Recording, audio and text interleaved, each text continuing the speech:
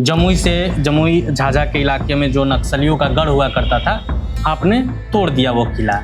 कभी दामोदर रावत को नक्सलियों की ओर से कोई धमकी मिली? नक्सली जहाँ रहते थे वहाँ भी हम बेधड़क जाते थे। 5वीं बार विधायक बने हैं, 6ठी बार की तैयारी में भी हैं, आपके कई प्रतिद्वंदी भी हैं मैदान में।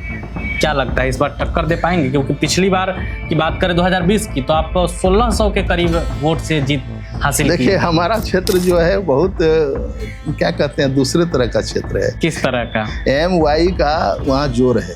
अच्छा, उनकी MY आबादी, जिसे लालू यादव का वोटर्स कहा जाता है, उनकी आबादी वहाँ बहुत है। अच्छा, लेकिन उसके बावजूद वहाँ के गरीब गुरबों ने, छोटी छोटी जातियों ने, जिसकी आबादी बहुत कम है, उन लोगों ने मुझे साथ दिया। आप तो मुख्यमंत्री जी से कई बार मिले होंगे। हम लोग तो नीतीश कुमार जी के शुरू के साथी हैं, जब उन्होंने समता पार्टी बनाई। कोई कहानी याद है, किस्सा याद है जब कभी मिले थे आप या काम के सिलसिले में गए थे और मुख्यमंत्री जी? जब हम लोग चुनाव हार गए थे तो उनको इस बात की कसक थी। चुनाव हारने के बाद जब आप गए मुख्यमंत्री जी से मिलने, तो उनकी पहली प्रतिक्रिया क्या थी? कि दामोदर जी, आप तो विपरीत परिस्थिति में जीतने वाले थे, इस बार कैसे पिछड़ गए? हार के बावजूद भी नीतीश कुमार ने भरोसा रखा। भरोसा का नाम दामोदर रावत जी। एक नाम आजकल चर्चा में है बिहार की राजनीति में, प्रशांत किशोर। कि जमुई जिले में कम से कम प्रशांत किशोर जी जीरो साबित होंगे। लेकिन ये भीड़ कैसी है? देखिए, भीड़ चुनाव जब तक शुरू नहीं हो जाता है तो बहुत तरह के लोग बहुत लोगों के साथ जुड़ते हैं जी। लेकिन जब चुनाव अभियान शुरू होता है तो मुद्दे पर लोग वोट देते हैं। उनका कौन व्यक्ति काम किया है, कौन व्यक्ति करना चाहता है और कौन व्यक्ति उनके बीच रहेगा, इसको देख के लोग वोट देते हैं।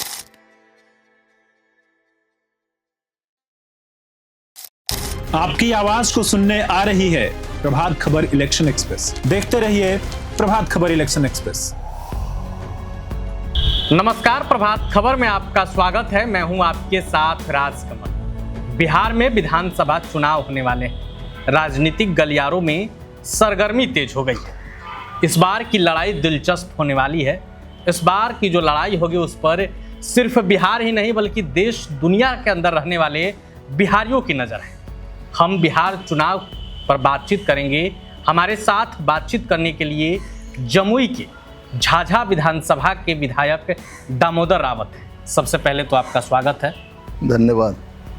हम चर्चा शुरू करेंगे राजनीति पर, लेकिन सबसे पहले काफ़ी आपके समर्थक हैं, आपके दर्शक हैं, आपके स्वास्थ्य को लेकर चिंतित हैं। अभी आप कैसे हैं, अपने समर्थकों को बता दीजिए। देखिए, मेरे बहुत से समर्थक हैं, बहुत ज़्यादा समर्थक हैं झाझा विधानसभा क्षेत्र में, और यही कारण है कि मैं 2000 से 2015 तक उस क्षेत्र का लगातार प्रतिनिधित्व किया और फिर 2020 से जी 2025 तक मैं ही प्रतिनिधित्व वहाँ कर रहा हूँ जी। तो कुल मिला के यह कहा जा सकता है कि वहाँ के जन जन में मेरी पहुँच है, गरीब गुरबा में पहुँच है, वहाँ के लोगों में पहुँच है, इसलिए उनका चिंतित होना स्वाभाविक है जी। और मैं उन लोगों को आश्वस्त करना चाहता हूं कि अभी मैंने अपना इलाज कराया है और अभी ठीक स्थिति में हूं और निकट भविष्य में मैं उन लोगों के बीच रहूंगा। मतलब जो 2025 का विधानसभा चुनाव होने वाला है उसमें अपने समर्थकों के बीच दामोदर रावत फिर जाएंगे? निश्चित रूप से मैं ही जनता दल और NDA का प्रत्याशी वहां से रहूंगा और मुझे उम्मीद है जी कि एक बार फिर झाझा की जनता मुझे विश्वास देकर बिहार विधानसभा क्षेत्र में अपना प्रतिनिधि बनाकर भेजेगी, क्योंकि मैंने जब से उस क्षेत्र का प्रतिनिधित्व करना शुरू किया, हमारा क्षेत्र जंगल पहाड़ से घिरा हुआ था जी। विकास नाम की बहुत संभावना वहाँ नहीं थी, लेकिन हमने अपने प्रयास से अनेक महत्वपूर्ण कार्य वहाँ किए हैं। आपको पता होना चाहिए कि सिमुलतला आवासीय विद्यालय जो बिहार में एकमात्र विद्यालय है जी, उसकी स्थापना कराने में मैंने अहम भूमिका निभाई। टॉपर्स की फैक्ट्री कही जाती है। यस जी, उसको टॉपर की फैक्ट्री कही जाती है और मैंने अपने प्रयास से, माननीय मुख्यमंत्री जी के आशीर्वाद से, वहाँ न सिर्फ बालकों का, आपको पता होना चाहिए जब सैद्धांतिक सहमति दी गई थी तो बिहार सरकार ने पहले सिमुलतला में बालकों का विद्यालय खोलने का निर्णय लिया था सिद्धांत रूप में। जी और हम लोगों ने प्रयास किया। माननीय मुख्यमंत्री जब 2005 में बिहार के मुख्यमंत्री बने तो उनसे मिलकर मैंने सिमुलतला आवासीय विद्यालय की शुरुआत करने की मांग की और उन्होंने हमेशा मुझे कहा कि सिमुलतला आवासीय विद्यालय के साथ साथ मैं वहाँ लड़कियों का भाई स्कूल खोलूँ, जी जो पहले रोहतास जिला में खुलने वाला था वह भी सिमुलतला में खुला। तो यह माननीय मुख्यमंत्री की का जो ड्रीम प्रोजेक्ट है उसको हमने अपने क्षेत्र में लाया। जी इसके लिए मैं मुख्यमंत्री जी के प्रति भी आभार व्यक्त करता हूँ। उसके अलावे जी मैं आपको बता देना चाहता हूँ कि मैंने अपने क्षेत्र का समावेशी विकास किया, चाहे हमारे क्षेत्र का झाझा प्रखंड हो या गिद्धौर प्रखंड हो या लक्ष्मीपुर प्रखंड हो, जी सभी क्षेत्रों में मैंने सामान्य रूप से महत्वपूर्ण कार्यों को किया है। तो झाझा में अनेक विद्यालय की स्थापना हुई। आपको पता होना चाहिए कि एसटी का विद्यालय 620 छात्रों का वहाँ अस्ता में चल रहा है। ओबीसी का विद्यालय का निर्माण अभी प्रारंभ हो गया है, लेकिन तत्काल उसको अस्ता विद्यालय में चलाया जा रहा है और निकट भविष्य में वह भी वहाँ शुरू हो जाएगा। इसके अलावा कानून व्यवस्था को ठीक ठाक करने के लिए हमने 3 थानों की स्थापना 2014 के आसपास बिहार कैबिनेट में पास कराया था और उसका निर्माण कार्य चल रहा है। उसमें से एक मोहनपुर थाना प्रारंभ हो गया। इसके अलावा सड़कों का तो जाल बिछा दिया। हमारा क्षेत्र आपको पता होगा कि जब बिहार में उग्रवादियों का नक्सलियों का गढ़ कहा जाता था, नक्सलियों का जब तांडव चलता था तो रेलवे जी वो बाधित करने के लिए नारगंजो स्टेशन को टारगेट किया जाता था। मैंने कई वहाँ बार तो पटरियों को उड़ा दिया गया है। तो नारगंजो को हमेशा टारगेट किया जाता था जी क्योंकि उससे अगल बगल जो संथालों की बस्ती है तो वहाँ जंगलों में एमसीसी या फिर अन्य उग्रवादी जो शरण लेते थे उनके द्वारा यह कारनामा किया जाता था। तो मैंने उन सारे क्षेत्रों में सड़क पुल बनाकर स्वास्थ्य के क्षेत्र में भी एडिशनल पीएससी की स्थापना नारगंजों में किया है। और जुड़पनिया जहाँ उनका सेंटर रहा करता था वहाँ भी अब रात में लोग आ जा सकते हैं और वहाँ भी हम लोगों ने एडिशनल पीएससी की स्वीकृति कराई है। क्योंकि जब मैं पहली बार एमएलए वहाँ हुआ था तो वह क्षेत्र मलेरिया से प्रभावित होता था जी और अधिकतर लोग मलेरिया से प्रभावित होने के कारण इलाज के अभाव के कारण उनकी मृत्यु हो जाती थी, क्योंकि कंधे पर ढोकर मरीजों को झाझा लाया जाता था। लेकिन अब स्थिति में परिवर्तन हुआ है और यह सब परिवर्तन माननीय मुख्यमंत्री नीतीश कुमार जी ने जो 20 वर्षों तक शासन किया, सड़क, बिजली या फिर स्कूल, सभी कार्यों को हम लोगों ने संपादित कराया। आपने अभी एक बात कही कि जमुई झाझा के इलाके में जो नक्सलियों का गढ़ हुआ करता था आपने तोड़ दिया वो किला। कभी दामोदर रावत को नक्सलियों की ओर से कोई धमकी मिली कि नहीं? देखिए, नक्सलियों की ओर से मुझे कभी कोई धमकी नहीं मिली और इसका कारण है कि मैं गरीब गुरुआ का काम अधिकतर करता हूँ। अन्य लोगों के अलावा गरीब गुरुओं का काम पर मेरा ध्यान हमेशा रहता है और यही कारण है कि नक्सली जहाँ रहते थे वहाँ भी हम बेधड़क जाते थे। और दिग्विजय बाबू जब रेल राज्य मंत्री थे तो वे भी हम लोगों के साथ जाते थे। यह हम लोगों का काम करने का तरीका था। मतलब रेल मंत्री नक्सलियों के गढ़ में आपके साथ जाते थे? हाँ, उनके साथ हम जाते थे या फिर वो हमारे साथ जाते थे, लेकिन किसी प्रकार का कोई हिंड्रेंस उन लोगों के द्वारा नहीं हुआ है आज तक। और मैं समझता हूँ कि जो नक्सलियों का गढ़ होता था वहाँ हमेशा से मुझे वहाँ के लोगों ने समर्थन दिया।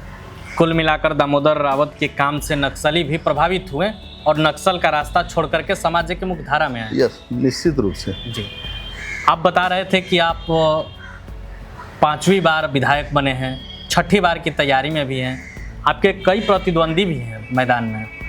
क्या लगता है इस बार टक्कर दे पाएंगे? क्योंकि पिछली बार की बात करें 2020 की तो आप 1600 के करीब वोट से जीत हासिल की। देखिए, हमारा क्षेत्र जो है बहुत क्या कहते हैं दूसरे तरह का क्षेत्र है। किस तरह का? MY का वहाँ जोर है। अच्छा, MY उनकी आबादी, जिसे लालू यादव का वोटर्स कहा जाता है, उनकी आबादी वहाँ बहुत है। अच्छा, लेकिन उसके बावजूद वहाँ के गरीब गुरुओं ने, छोटी छोटी जातियों ने, जिसकी आबादी बहुत कम है, उन लोगों ने मुझे साथ दिया और हमेशा हम लोग उसको परास्त करते जी। रहे। और उम्मीद है कि इस बार भी हम लोग जरूर झंडा फहराएंगे। झंडा फहराएंगे। एक बार फिर से 2025 से 30 फिर से नीतीश की सरकार बनने जा रही है।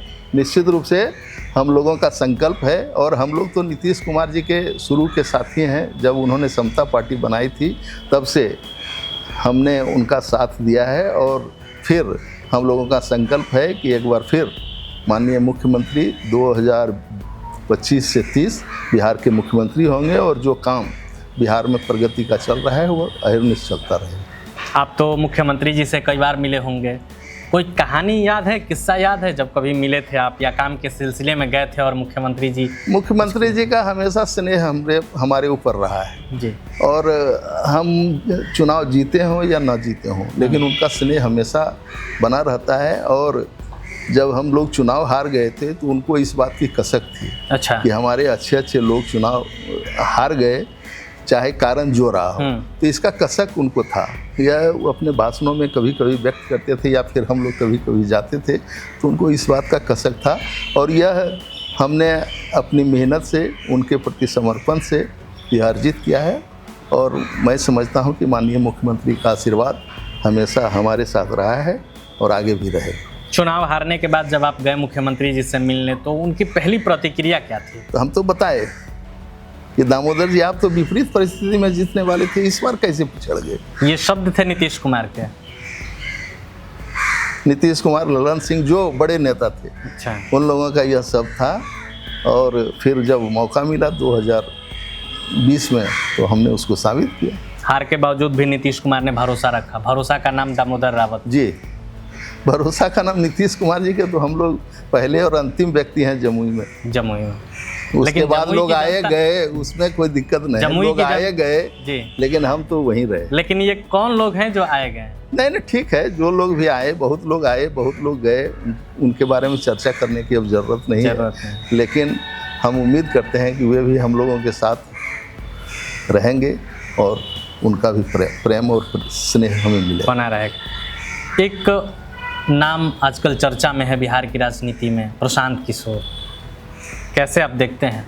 देखिए, प्रशांत किशोर जी जिस प्रकार का चुनाव अभियान चला रहे हैं जी, मैं नहीं समझता हूं कि वह सफल हो पाएंगे, क्योंकि हम तो अपने ज़िले की बात करते हैं। उनका जितना भी घोड़ा है जी, कोई क्षेत्र में रहने वाला नहीं, किसी का जनता से जुड़ाव नहीं है। और जब जनता से जुड़ाव आपका नहीं है तो निश्चित रूप से आप चुनाव में सफल नहीं हो पाएंगे। इसलिए मैं समझता हूं कि हम अपने ज़िले की बात करते हैं, हम पूरे बिहार की बात तो कह नहीं सकते हैं। हम तो अभी स्वयं पीड़ित हैं पैर की बीमारी से जी, पैर में प्लास्टर हुआ है। लेकिन मैं समझता हूं कि जमुई ज़िले में कम से कम प्रशांत किशोर जी जीरो साबित होंगे। लेकिन ये भीड़ कैसी है?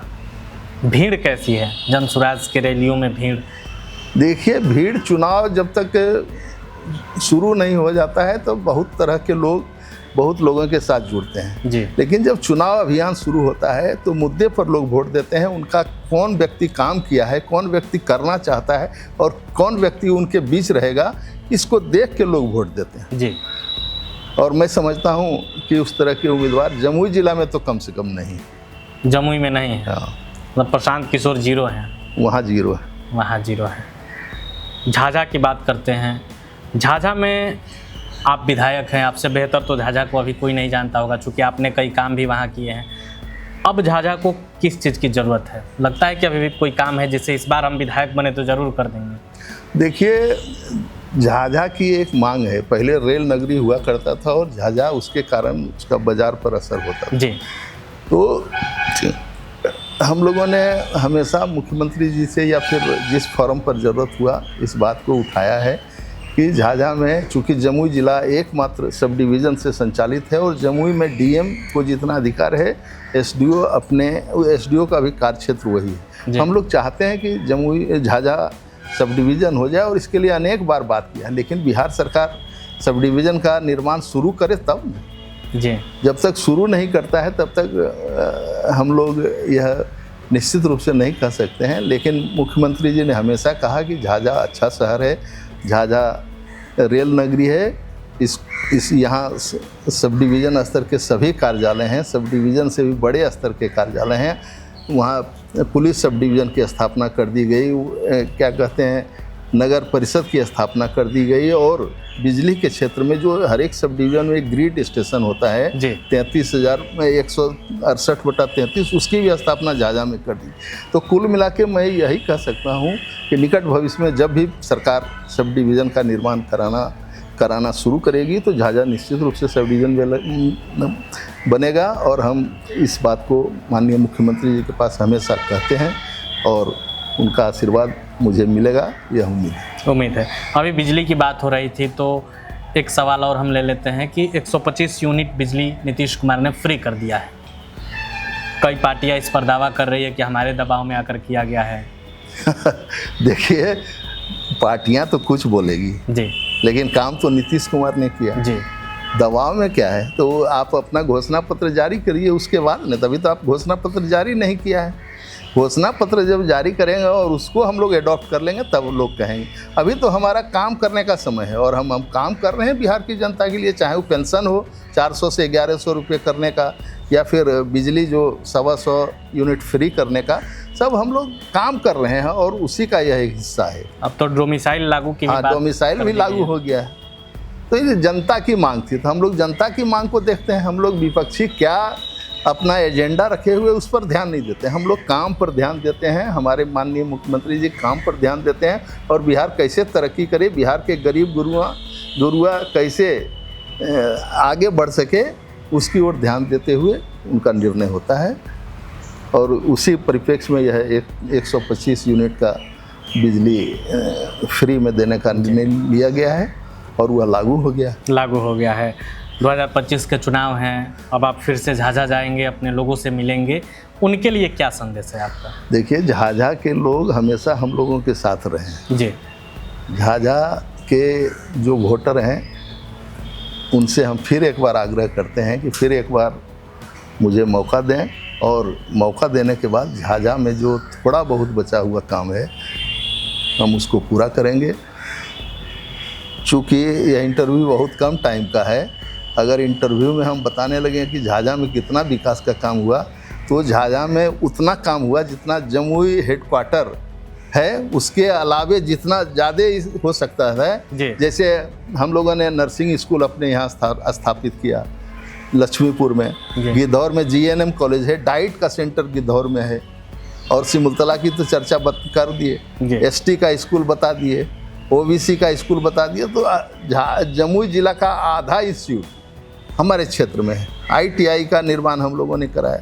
तो झाझा विधानसभा क्षेत्र में जमुई जिला का आधा इंस्टीट्यूट समाहित है, और यह हमारा प्रयास है और माननीय मुख्यमंत्री का आशीर्वाद है, इसलिए यह पूरा हो पाया। मतलब दामोदर रावत जी ने जमुई से भी अधिक विकास झाझा में कराया। ये मैं ऐसा नहीं कहता हूँ, लेकिन इंस्टीट्यूट के मामले में हम लोगों ने शिक्षा का हब आपने बना दिया है झाझा। तो अभी आपने इस खास बातचीत में झाझा के विधायक रावत जी को सुना। अब आपकी इस वीडियो पर क्या राय है, आप अपनी राय कमेंट बॉक्स में रख सकते हैं। वीडियो देखने के लिए आपका धन्यवाद।